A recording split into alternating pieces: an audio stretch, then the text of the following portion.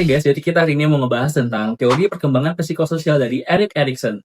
Benar banget, Rel. Jadi Erikson ini ngebagi 8 tahapan sepanjang rentang kehidupan atau lifespan yang masing-masing itu punya krisis psikososial. Nah, yang bikin jadi menarik lagi, hasil observasi kita kemarin ini berkaitan juga sama teori Erikson. Emang iya, Mai? Iya, makanya ayo kita bahas lebih lanjut. Yuk. Oke, first tahap ini tuh ada trust versus mistrust. Kalian tahu nggak sih itu? Kayak pernah dengar sih, Man? Apa sih itu? Jadi, basically menurut Erikson itu, trust versus mistrust ini, titik kritisnya itu gimana sih anak tuh buat rasa percaya mereka ke lingkungan sekitarnya. Terus juga kemarin, peran orang tua tuh juga penting banget. Bu Eva juga pernah bilang dan menyinggung soal ini juga. Oh iya benar banget. Kayaknya aku masih ingat Bu Eva tuh pernah nyinggung tentang hal ini ya, karena Bu Eva tuh pernah ngomong mengenai dasar motorik anak dan stimulusnya itu biasanya kebentuknya mulai dari sekitar 6 bulanan, dan itu tuh dimulai pasti dari rumahnya gitu kan. Which is kalau misalnya di rumah biasanya tuh kalau anaknya kurang stimulus, kurang perhatian, itu bisa jadi menimbulkan mistrustnya itu sendiri gitu. Dan akhirnya kalau misalnya udah timbul mistrustnya, itu pasti yang minta tolongin tuh malah jadi ke sekolahnya gitu kan. Padahal dari orang tuanya sendiri tuh memang harusnya udah nge-build bondingnya, ya nggak sih, Nay? Iya betul banget. Nah terus kita lanjut nih ke tahap kedua, yaitu ada autonomi versus self and doubt, yaitu pada usia 1 sampai 3 tahun. Nah seterusnya kita ada di tahap ketiga, yaitu inisiatif versus will, yaitu pada usia 3 sampai 6 tahun, atau anak ini sudah mulai bersekolah ya di PAUD ataupun TK. Nah kemarin yang kita observasi di TK Takwa, jadi anak ini udah diajarkan mandiri nih sejak kecil. Jadi mereka ketika ingin masuk ke TK tersebut itu ada tata cara yang harus mereka lakukan. Nah, misalnya itu kayak mereka ingin masuk ke kelas, nah mereka harus datangnya tepat waktu, pukul 7 pagi. Nah, misalnya yang terlambat juga ada konsekuensinya dong pastinya. Nah, kemudian ketika mereka ingin bermain juga, ketika selesai bermain itu mereka harus merapikan kembali. Jadi kemandiriannya ini itu harus dilakukan itu sejak mereka masih kecil, agar anak tersebut itu apa ya, berkembang itu tanpa ada rasa ragu-ragu dan tidak penakut. Jadi karakter tuh dibentuk banget ya Iya dari betul banget, dari kecil karakter itu harus dibuat.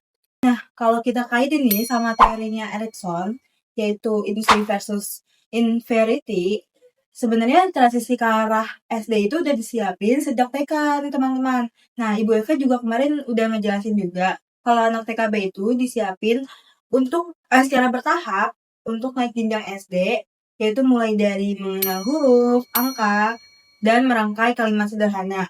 Dan untuk membentuk karakter kemandirian mereka. kemarin juga sempat aku dengar si Bu Eva ngomong kayak gitu. Terus juga sebenarnya untuk menumbuhin rasa percaya diri mereka, rasa disiplin mereka, berguru di sana menurut aku ya, mereka pakai teori behavioristik. Itu dimana example kemarin anak-anak kan udah coba gunting-gunting kerjaan mereka kan. Terus juga setelah gunting mereka rapihin kerjaan mereka, sampahnya dibuang.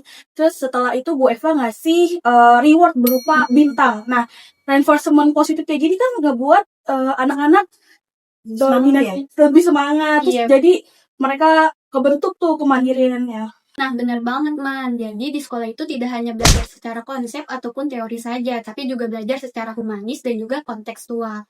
Nah, contohnya itu kayak kita lagi belajar matematika nih pas sekolah.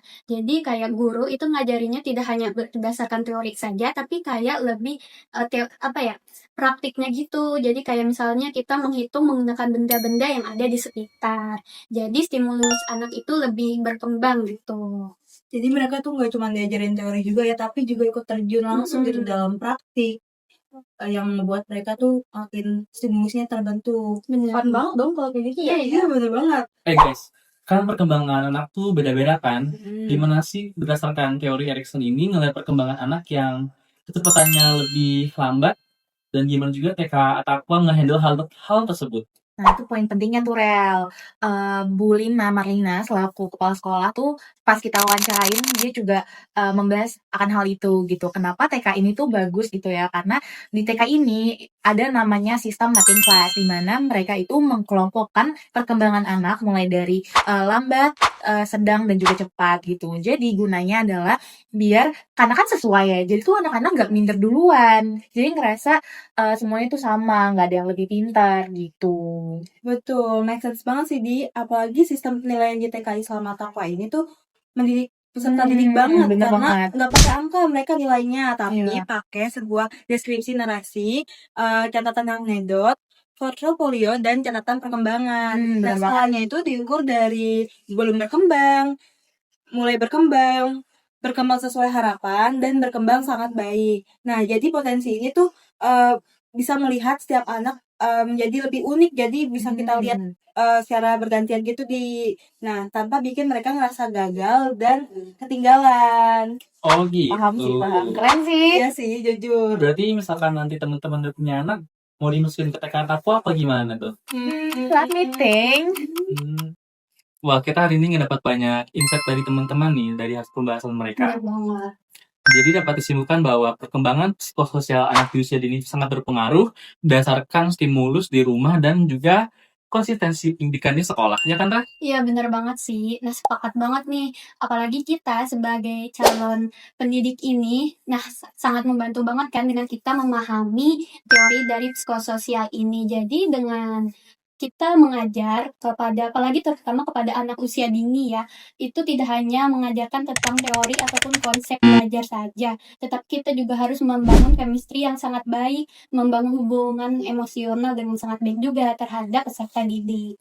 Nah, gitu ya. Berarti Kak Farah udah siap buat jadi guru dong nanti ke depannya. Gimana Habis ya? dari UNJ. Nggak tahu ya.